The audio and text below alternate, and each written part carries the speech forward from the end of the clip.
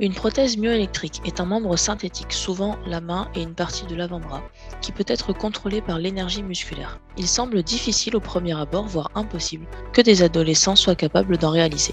C'est pourtant le but des tutoriels qu'Aurélie a réalisé dans le cadre de son stage de deuxième année avec Madame Lorraine Thévin. Dans la continuité de ce stage, notre projet de fin d'études visait à reprendre les tutoriels et à en vérifier la compréhension et la faisabilité par de véritables élèves et professeurs, dans le cadre d'une activité pédagogique encadrée en collège ou lycée. Pour ces élèves, le but est de leur montrer qu'une technologie complexe peut leur être accessible, qu'ils sont capables de réaliser eux-mêmes des montages électriques simples, mais aussi de les sensibiliser aux problématiques liées aux situations de handicap.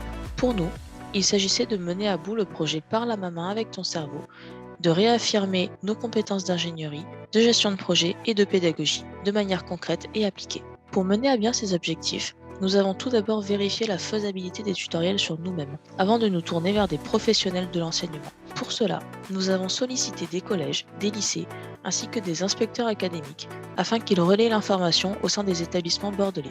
Nous avons pour cela passé de nombreux appels, diffusé des flyers de présentation et mis en ligne un site web vitrine. Notre protocole comportait plusieurs étapes. Un bref échange avec la personne, la lecture et la réalisation des tutoriels, un entretien plus approfondi, puis un tri de cartes. Au cours de la manipulation et de l'entretien, la personne pouvait ainsi nous fournir de nombreux retours pour améliorer le tutoriel, ainsi que des conseils pour organiser l'activité de manière pratique. Le tri de cartes remplissait un but légèrement différent.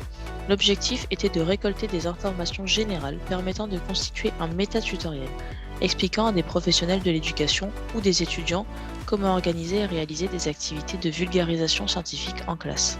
Les professeurs pouvaient ranger les différentes étapes dans des grandes catégories et nous indiquer les points qui risquaient de poser des difficultés. À cause des restrictions sanitaires, nous avons également élargi notre proposition de passation en mode distanciel. Nous avons effectué des modifications pertinentes au fur et à mesure sur les tutoriels. En parallèle, nous avons organisé la passation de l'activité auprès de véritables élèves, dans un cadre pédagogique. Alors qu'initialement nous devions nous rendre dans un collège de l'Allier, à cause de l'apparition du variant Omicron, nous avons dû effectuer la passation à l'Université catholique de l'Ouest, auprès d'étudiants et non pas d'élèves de collège-lycée. Nous avons ainsi pu nous confronter à la réalisation d'une activité pédagogique dans un cadre écologique. À nouveau, nous avons récolté les avis des élèves et constaté des aspects que nous n'avions pas anticipés. Cela nous permet à présent de rendre une version du tutoriel qui soit encore plus finalisée et adaptée. L'expérience a été un succès à la fois humain et technologique, à l'image de notre PFE.